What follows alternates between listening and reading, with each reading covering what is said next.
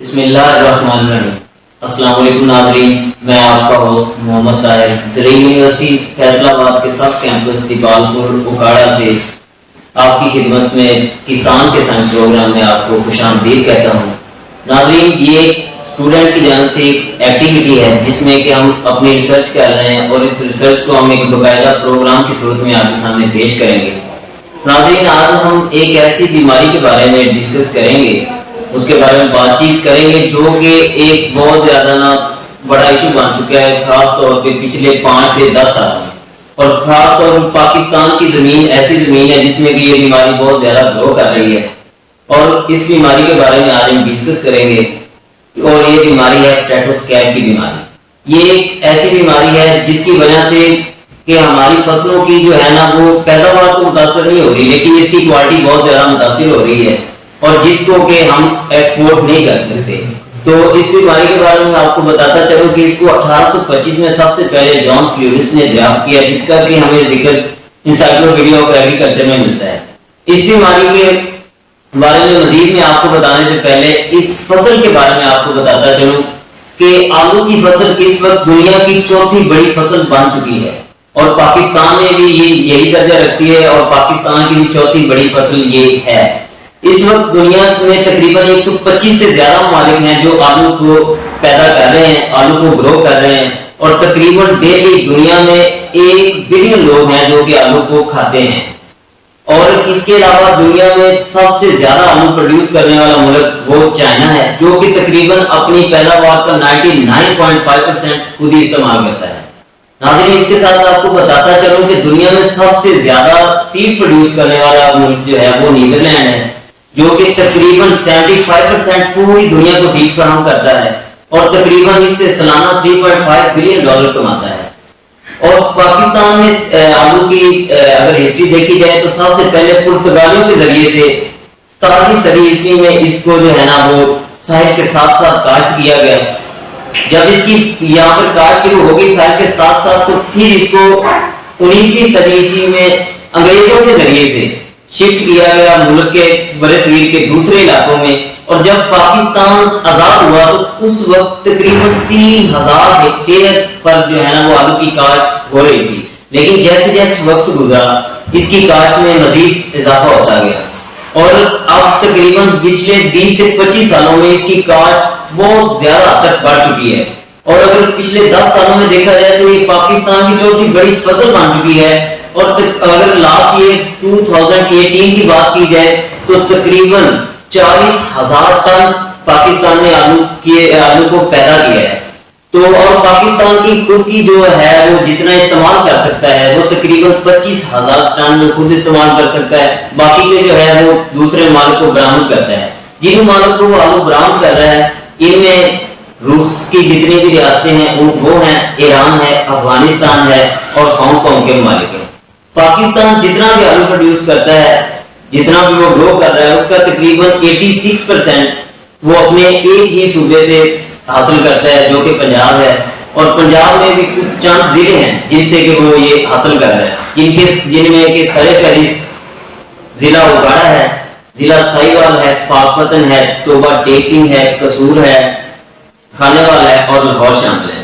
ان کے علاوہ اور بھی ہیں ضلع جن میں کہ آلو کو گرو کیا جا رہا ہے، اور اس کے علاوہ جو دوسرے صوبوں سے حاصل ہو رہا ہے اس میں بلوچستان ہے جس سے تقریباً 4.5% تک حاصل کیا جا رہا ہے، اور خیبر پختونخوا سے KPK سے 9%، اور سندھ سے 0.5%۔ تو اب ہم آتے ہیں اپنی ڈیزیز کی طرف، جو ہماری بیماری ہے، جو کہ ایک ایسا ایشو بن چکا ہے جس کی وجہ سے نہ صرف کسان پریشان ہے بلکہ مارکیٹ کرنے والے بھی اس سے پریشان ہے کہ وہ اپنی چیز کو اچھی طرح سے مارکیٹ نہیں کر پا رہے۔ تو آج اس بیماری پہ ہمارے ساتھ ٹیٹوسکیپ پہ بات کرنے کے لیے ہمارے پاس ہمارے مہمان موجود ہیں، وہ سبھی ایگریکلچر یونیورسٹی فیصل آباد کے سب کیمپس تقالپور کے جو ہے نا وہ اسٹوڈنٹ ہیں، تو وہ اس چیز پہ ہمیں بریف کریں گے کہ کس طرح سے یہ بیماری پھیلتی ہے، کس چیز طرح سے ہم سرفہرست ہیں جناب اکرام الحسن صاحب، محمد اعظم صاحب، جناب صابر مشتاق صاحب، اور بلال صاحب۔ سر آپ سب کا بہت شکریہ کہ آپ نے ہمیں ٹائم دیا۔ جناب اکرام الحسن صاحب، میں آپ سے پوچھنا چاہوں گا کہ یہ جو ناظرین کو بسم اللہ الرحمن الرحیم۔ خیر میں بتاتا چلوں کہ یہ بیماری جو ہے آرگنزم جس کو کلسٹر مطلب اسٹریپٹومائسس کا بھی استعمال کاز کرتا ہے، اور یہ بیماری تیز ہوا سے ہوا مطلب اس کو انفیکٹڈ فوڈ سے ہیلدی فوڈ تک لے جاتی ہے، اور اس کے یہ بات کے تھرو بھی ایک جگہ سے دوسری جگہ پہ جاتی ہے، اور اس کے علاوہ یہ پیتھوجن دراصل سائل میں بھی موجود ہوتا ہے۔ تو جو ہم اوزار استعمال کرتے ہیں سائل کے اندر، جب وہ اوزار انفیکٹڈ فوڈ کے اندر استعمال کیے جاتے ہیں تو جب وہ ہیلدی فوڈ کے اندر لیے جاتے ہیں وہاں پر بھی یہ چلی جاتی ہے، تو جب وہاں پر انٹی کاسٹ ہوتی ہے تو یہ وہاں پر بھی انفیکٹ کر جاتی ہے۔ تو دراصل یہ اس کی میتھڈ ہے جس طرح یہ اسپریڈ ہوتی ہے۔ اچھا، اب اس کے بعد ہمیں نا اس کے لائف سائیکل کے بارے میں بتائیے گا کہ اس کا لائف سائیکل آخر کس طرح سے ہے، کہ کیا یہ ایک ہی سیزن میں اپنا لائف سائیکل مکمل کرتا ہے یا تھرو ایٹ دا ایئر یہ چلتا ہے؟ جی، یہ اس کے سپورٹ جو ہے جیسے کہ میں نے بتایا انفیکٹڈ فیلڈ کے اندر موجود ہے، تو جب ہم اس کے اندر پوٹیٹو کاسٹ کریں گے تو جب پوٹیٹو اپنے ٹیوبر بنائے گا تو یہ سپورٹ اس کے جو لینٹیکل سیلز ہیں ٹیوبر کے اس کے تھرو ٹیوبر کے اندر انٹری کرے گا، یا پھر اگر ٹیوبر کا آگے اوپر کوئی فاؤنڈ وغیرہ ہوگا تو اس کا یہ فائدہ اٹھاتے ہوئے اس کی انٹری ایزی ہو جاتی ہے۔ تو جب یہ اس کے اندر انٹر ہوتا ہے تو یہ اس کی پیریڈرمل سیلز کی 3 لیئرز ہوتی ہیں، اس کے اندر یہ اپنے ہائفی انٹر کرتا ہے اور اس کو ڈیڈ کر دیتا ہے، اور ڈیڈ کرنے کے بعد اس 3 لیئرز کو ایز اے فیڈ استعمال کرتا ہے، اور جو ٹیوبر ہے وہ ان 3 لیئرز کے نیچے جو جن کے اندر یہ ہائفی انٹر کرتا ہے 3 لیئر کے نیچے وہ ایک کار کی سیلز کی لیئر بناتا ہے تاکہ جو انفیکٹڈ سیلز ہیں اور جو لیونگ سیلز ہیں جو ابھی انفیکٹ نہیں ہیں ان کے درمیان اس کے کنٹیکٹ نہ ہو سکے، لیکن جب ان 3 لیئرز کو وہ فیڈ کر لیتا ہے تو پھر وہ کار کی لیئر کو توڑنے کی کوشش کرتا ہے، اور جب وہ اس کو توڑ لیتا ہے تو پھر وہ یہی پروسیجر کرتا ہے 3 پیریڈرمل لیئر کو اندر اپنا ہائفی انٹر کرتا ہے اور اس کو پھر استعمال کرتا ہے۔ اس طرح یہ جب پورے ٹیوبر کو انفیکٹ کر دیتا ہے تو پھر اس کے اسپور اس ٹیوبر سے نکل آتے ہیں، یہ اگلے ٹیوبر کو وہاں انفیکٹ کرتا ہے، اور جب وہاں سے ہم پروٹین نکال لیتے ہیں تو میں بتاتا تھا کہ یہ جو ہے پیتھوجن یہ آرگینک میٹر کو کبھی گرو کر جاتا ہے، تو اس سال کے اندر جو آرگینک میٹر اس کے اندر جایا جاتا ہے، جب ہم نیکسٹ سیزن میں وہ کراپ لگائیں گے تو پھر وہ اس کو انفیکٹ کر دیتا ہے۔ یہ اس کا لائف سائیکل تھا۔ جی بہت شکریہ اکرام صاحب، آپ نے بتایا کہ کس طرح سے یہ اپنا جو ہے نا وہ لائف سائیکل کمپلیٹ کرتے ہیں اور کس طرح سے یہ سال ہر سال سے ایک ہی فیلڈ میں رہتا ہے۔ اچھا عاصم صاحب، آپ ہمیں یہ بتائیں کہ کون کون سے ایسے عوامل ہیں جو کہ اسٹیٹوسکیپ کا موجب بنتے ہیں؟ جی ہاں، ہمارے پروگرام کے جو اگلے مہمان ہیں بلال صاحب، میں ان سے پوچھنا چاہوں گا کہ کس طرح کیمیکلی ہم اس جو ڈیزیز ہے اسٹیٹوسکیپ اس کو کنٹرول کر سکتے ہیں؟ بسم اللہ الرحمن الرحیم۔ ہم اسٹیٹوسکیپ اس کو کیمیکلی مکمل طور پہ کنٹرول نہیں کیا جا سکتا، لیکن یہ ہے کہ اس کو مینج کیا جا سکتا ہے۔ مینج کرنے کے لیے ہم نے 2 طریقے جو ہیں کیمیکل کے وہ استعمال کرتے ہیں۔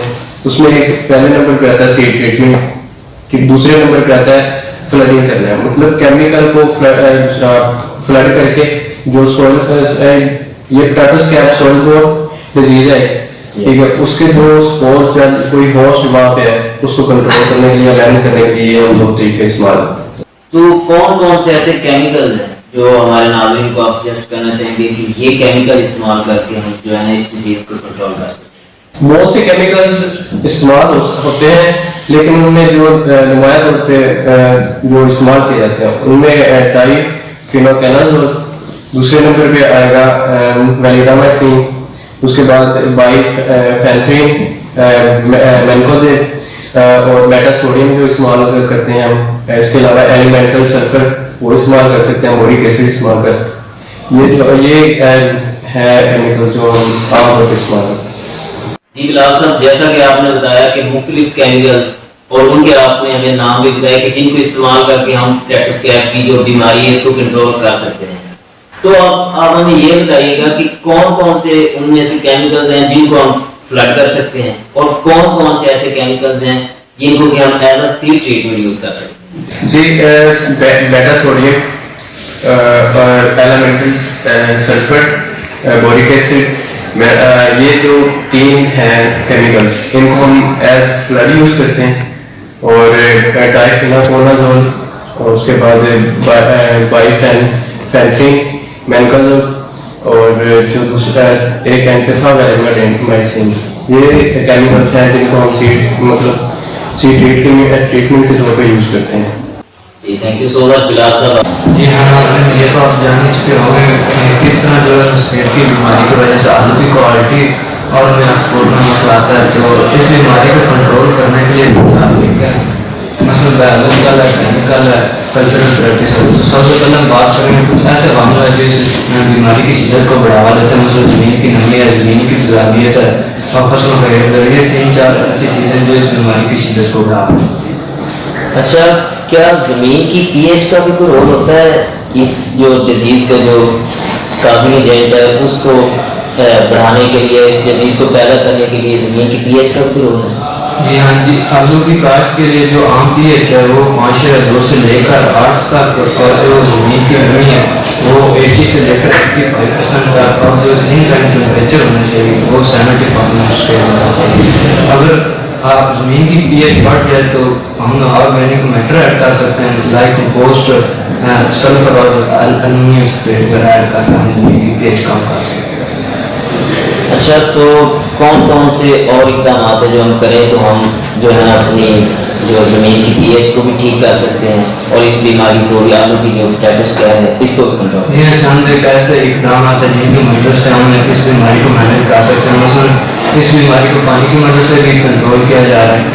آپائی کا دانیوں کا کام کر دیں, اس سے زمین کا درجہ حرارت کم ہو جائے گا اور بیماری کا حملہ کیا جائے گا. لیکن ایسی زمینیں جن کی واٹر ہولڈنگ کیپیسٹی کم ہے ان کے لیے پانی اتنا زیادہ موثر ہوتا نہیں ہے, اور اس بیماری کو ہم فصلوں کے پیٹ کی مدد سے کنٹرول کر سکتے ہیں. مثلاً اس سال آپ کے کھیت میں اسٹیٹ کی بیماری آئی تو اگلے آپ 2-3 سال تک آلو کی فصل کاشت نہ کریں, نہ اس کے گوشت اسٹاک استعمال میں لگائیں. مثلاً مولی یا شلجم لگا دیں, کیونکہ اس کا جو پتھر ہے وہ ایک سال بارون پتھر ہے اور یہ دوسری فصلوں کو متاثر کرنے کی صلاحیت رکھتا ہے. لہٰذا ہمیں اسمال گرین والی کراپس لگانی چاہیے. مثلاً گرین میں ہو رہا ہے کملا ہے, باکویٹ, آلٹو وغیرہ. زمین میں سبز کھادوں کا عمل کرائیں, کچھ درخت رکھنے والا بیج استعمال کریں. فصل کو ختم ہونے پر جو فضلہ جات وغیرہ جمع کر کے ان کو جلا دیں. زمین میں 2 سے 3 دفعہ ہل چلائیں تاکہ جو پسماندہ حل ان کو چن لیں. بیماری کے سدے بعد فاسفورس کھادوں کا زیادہ استعمال کریں بانسبت نائٹروجن. مثلاً فاسفورس اور نائٹروجن کا بانسبت تناسب سے استعمال کریں. آپ نے بتایا کہ کون کون سے کیمیکل ہیں اور کس کس طریقے سے ہم ان کو استعمال کر سکتے ہیں. جی, آپ نے جیسا کہ جانا کہ کیمیکلی ہم ٹریٹوسکیئر کو کس طرح سے کنٹرول کر سکتے ہیں, تو صابر صاحب آپ ہمیں بتائیے گا کہ کیا کیمیائی تدارک کے علاوہ بھی کوئی ایسا کنٹرول ہے جس کے ذریعے سے کہ ہم ٹریٹوسکیئر کو کنٹرول کر سکتے ہیں؟ شکریہ طاہر صاحب. سب سے پہلی بات تو یہ کہ بلال صاحب نے بتایا کیمیائی تدارک کے بارے میں, لیکن کیمیائی تدارک کے چند نقصانات ہیں, جیسا کہ ماحول کی آلودگی اور کیمیکل کا بار بار استعمال کی وجہ سے جرثومے میں قوت مدافعت بڑھ جاتی ہے. لیکن اس کے برعکس دنیا میں بہت ہی جو کارآمد طریقہ کار ثابت ہو رہا ہے بایولوجیکل کنٹرول سے لیتے ہیں. بایولوجیکل کنٹرول جانداروں کا جرثومے کے خلاف, جو بیماری پھیلانے کے جرثومے ہوتے ہیں اس کے خلاف جو کنٹرول ہے یہ بایولوجیکل کنٹرول طریقہ. تو اس پہ ابھی کام ہو رہا ہے. لیبارٹری کے اندر بہت سے فنجائی اور بیکٹیریا کارآمد ثابت ہوئے ہیں, دریافت میں پیتھولوجسٹ نے دریافت کیے ہیں. کیا کوئی ایسے بھی آپ نے کوئی فائدہ مند جو ہے وہ فنجائی یا بیکٹیریا دریافت کیے ہیں جو جن کو ہم فیلڈ میں لا کر اس ٹریٹوسکیئر کی جو بیماری ہے اس کو کنٹرول کرتے ہیں؟ جی, اس میں پہلی بات تو یہ ہے کہ یہ صرف لیبارٹری کے حد تک ابھی محدود ہے. بہت سے بیکٹیریا, جیسا کہ میں نے بتایا, بہت سے بیکٹیریا اور فنجائی کارآمد ثابت ہوئے ہیں. اس کو فیلڈ میں لانے کے لیے ہمیں بہت سی فارمولیشن کی ضرورت ہے. لیبارٹری میں کنٹرول ٹمپریچر ہوتا ہے, کنٹرول نمی ہوتی ہے, لیکن بائی فیلڈ میں آپ دیکھیں کنٹرول ٹمپریچر نہیں ہوتا. تو یہ جو جاندار ہیں یہ سروائیو کرتے ہیں, سروائیو کر سکتے ہیں یا نہیں, اس کے اوپر کام ہو رہا ہے. اور انشاءاللہ فیوچر میں آپ کو کسان کو بہت ساری ورائٹیز اس میں अवेलेबल होंगे। जिस तरह से आपने बताया कि फ्यूचर में मतलब कि मुस्तकबिल करीब में हमें कुछ ऐसी प्रोडक्ट्स मिल जाएंगी जिसके जरिए हम बायोलॉजिकली इस टेट्रोस्कैर की जो बीमारी है इसको कंट्रोल कर सकेंगे। तो नाज़रीन, आपने जिस तरह से देखा कि हमने किस तरह से बात की कि सबसे पहले कि हम जो इसका लाइफ साइकिल है उसको डिस्टर्ब करके इस बीमारी को कंट्रोल किया जा सकता है। उसके बाद जो हमारी जमीन की पीएच है उसको कम करके हम इस बीमारी को कंट्रोल कर सकते हैं। क्रॉप रोटेशन करके हम इस बीमारी को कंट्रोल कर सकते हैं। और इसके बाद केमिकल्स के जरिए जो मुख्तलिफ केमिकल्स हमारे मेहमानों ने बताए उनको यूज करके हम इस बीमारी को कंट्रोल कर सकते हैं। और आखिर में हमने बताया कि मुस्तकबिल में आकर क्या ऐसा होने वाला है कि हमें केमिकल की जरूरत भी नहीं पड़ेगी और हम इस बीमारी को मुकम्मल तरीके से कंट्रोल भी कर लेंगे। तो इसी के साथ ही मैं आपका होस्ट मोहम्मद ताहिर आपसे इजाजत चाहूंगा। इंशाल्लाह अगली एपिसोड में किसी नई फसल की किसी नई बीमारी के साथ हाजिर होंगे। तब तक के लिए अल्लाह।